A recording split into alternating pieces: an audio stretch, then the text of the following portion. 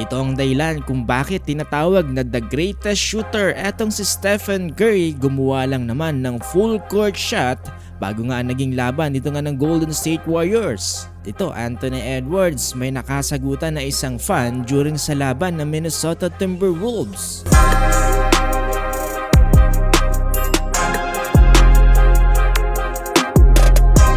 For almost 2 weeks ay hindi nga nakapaglaro etong si Stephen Curry dito nga para sa Golden State Warriors due to his injury. Pero kahit hindi nga nakakapaglaro etong si Stephen Curry ay tila nga ba talagang walang kakupas-kupas etong kanyang tira. Dahil ginawa niya lang naman ng full court shot na to ng isang attempt lang.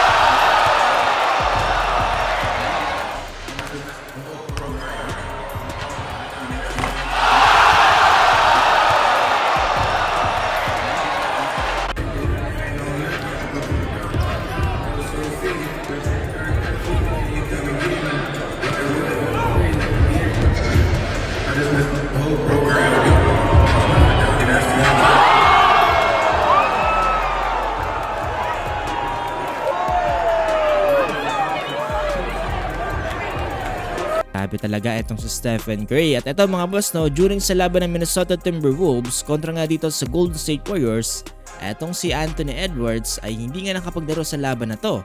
Pero may nakasagutan pa rin siyang isang fan at tila nga ba parang nagagalit sa kanya. Nawalan na nga lang yan ni Anthony Edwards at hindi na nga pinansin ang fan na to. You have zero! Zero in there! Why you mad at me for?